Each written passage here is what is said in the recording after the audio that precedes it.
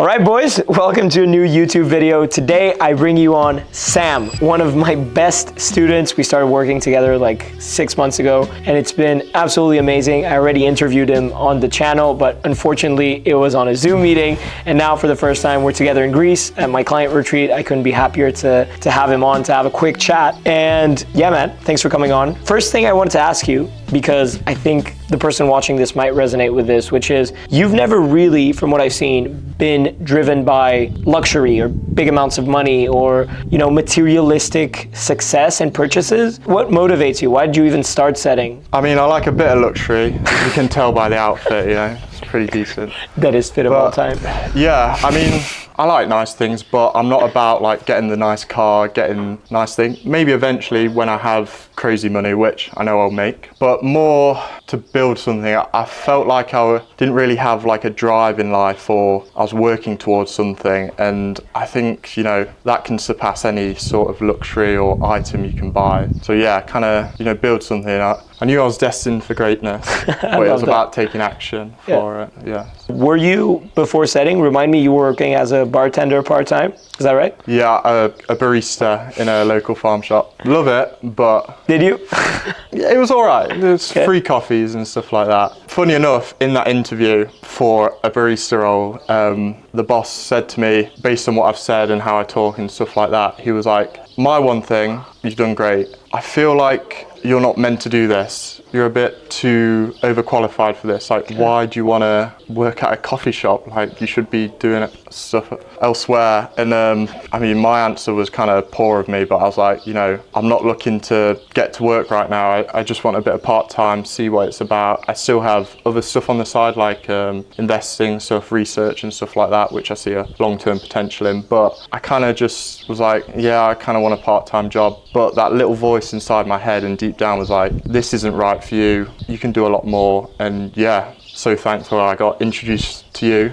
Lucky enough by the Instagram algorithm, so thank you. But yeah, the rest is history, as they say. And I know that in the other interview, we talked a little bit about your first month, right? You got placed quite quickly. Your first month, you made 6K. And I know that you haven't been able to beat that since, which I think is really important that we actually put that in the video, because I see a lot of people online lying about their numbers, and I genuinely hate that, because you don't need to be beating record months every single month to be happy and live a life that you're proud of. So can you give us a kind of, what was the journey so far? It was like 6K in your first month. What was it like after that? Yeah, so first month, 6K, amazing. From there, I was managing a lot of accounts. I had a lot of work to do, and I just had a lot of volume, which I converted into, you know, the 6K. But then it was just way too much. I felt a tiny bit of burnout, or at least like felt like overwhelmed. That's the word, yeah. So, you know, I actually ended up hiring someone, a good mate of mine, love that guy. And yeah, we just started working together. So as you can kind of tell, like the workload gets split in half. So I didn't make half, I made more than half, but it was more manageable. Yeah. However, from that, you know, hiring people, training them, and, you know, getting them in the team and almost doing a bit like the dirty work or making things run smoothly, I created leverage, which I know you talk about a lot. Leverage, leverage, leverage. And from there, you know, we had more accounts, we had more to do. So I hired more people from your group, actually. I had many to choose from, but I had to whittle it down to a couple. And yeah, so I've kind of moved into setter management, which I feel like I've always been destined to manage or delegate or, you know, work with a team, just kind of based on my upbringing. You know, we had a really bad football team, like we would lose a lot, but I was captain for that. So yeah, and yeah, so I moved into management, and you know, now it's about creating more leverage and actually 100%. Getting better compensation from that, because what I bring is so valuable that needs to reflect my pay. 100%. And do you mind giving us a range of how much you've been making these last few months with that? Of course. So first month, 6K. And then second month, it was a bit slower. I think it was about 3K. The next month was 3.5. Next month after that was 4. And then I think I was around 4 again. Okay. So, yeah. And this month, how much are you on already? It would be 1.5 maybe. Good. Half month. It's a bit slower because we've had some technical issues, but you know. Of course. But I think it's really good to see that, you know, setting is not some bullshit get rich quick scheme. Yeah. You're not going to make 6K the first month and then 10 and then 15. It's a journey, right? So you might make 6 the first month, but then in your case, you still made more than most people ever make, every single month after that. You just didn't beat that record, but you're still making enough to live a life that you like. Haven't beat that record yet. Yet. Indeed. Yeah. Very well put. But you're still making more money than most people, and you still make enough money to live the life that you want to live, right? Which is... Look at us, Indeed. Living the life, eh? Indeed. And what are the things that you think have been the most important for you in your journey? Because I know, most people in the UK have part-time jobs, whether it's, stacking shelves in a supermarket or being a bartender. What can those people do to get in a similar position to you? Because let's be honest, you, me, no one here is really special in that sense, right? We're all just kids trying to figure it out. What can these people do to reach a place like you have? I think it's kind of mindset, some people maybe a bit smarter, some people stuff like that. Yeah. But I think it's mindset, everyone has doubts. Everyone at times doesn't believe in themselves, but the difference between the people who are still stacking shelves and the people who are, enjoying life, making money, meeting great people, they don't let that disbelief take over them. They don't let it be in control because they know, they have it in them.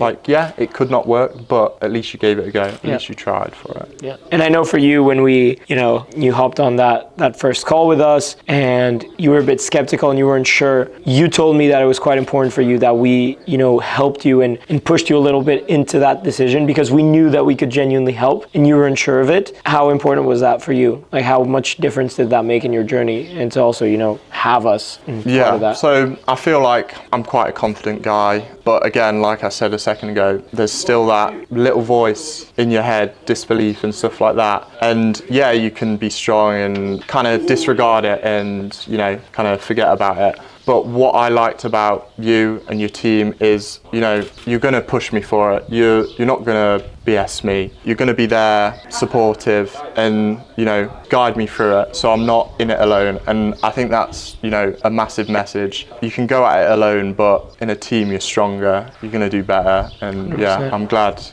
that team is around me. Of course, bro. What would you say is the biggest change that's happened in your life since you started setting? How did it affect your day-to-day, your relationships, all the things in your life? Relationships, it didn't affect it too much. Like, maybe working a bit, you can't do as much. But I think more the benefit towards me, making something, like building towards something, having a reason to go forward and just keep pushing, to be honest. So yeah, it's more kind of my mindset change. Like, I've always felt like I've had a good mindset, but sometimes, I need that extra push or I need that goal, stuff like that. So yeah. If you had to give, now you've been doing this for a long time, so kind of curious to get your take. If you had to give someone, the person watching on the other side who might be in the same position you are, one piece of advice, one thing they can do, one thing that they should think about before actually getting into something like this, what would that be? Good question.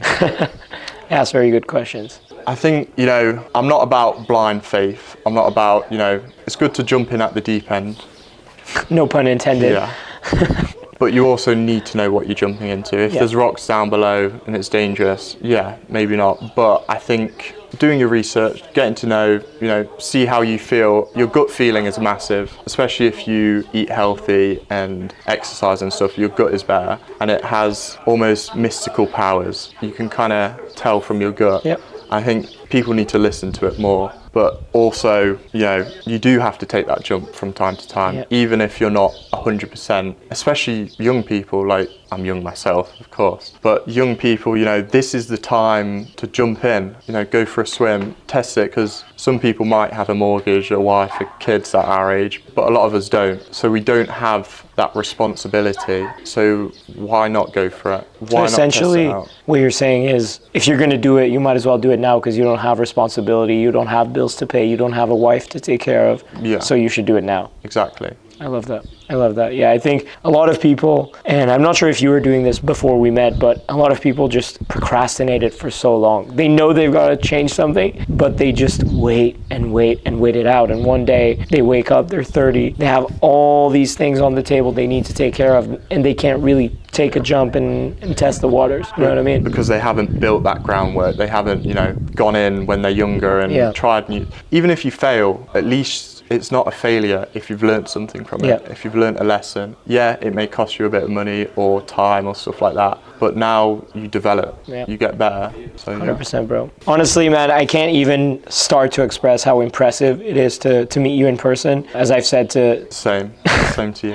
As I've said to a lot of these guys, it's just, I feel like almost a proud dad a little bit, you know, because I'm older than him. but I met you and you weren't living the life that you wanted to live, and now you're here enjoying, or having a good laugh, having a few too many drinks maybe, but you are just the proof that anyone can do it. You know, for me, you, with the job you had and the life that you had before, you just represent the normal person who had a normal job and normal upbringing, and you just went in and you fucking did it. You know, you didn't overthink anything. You just made it happen, and in 6 months you went from 0 to making 6K to now making consistently 4K months and starting to manage people and getting more leverage, and now you're gonna make more money for less time in your first 6 months of doing it, which is just Exactly. really impressive. Really, really And I impressive. might have been able to do it without you, but you definitely helped. Love that, bro. Love that. Honestly, I'm super proud of you. I'm really happy to have you on, and hopefully in 6 months we can do one of these again and you'll be making like 15, 20K a month, right? I'll be there.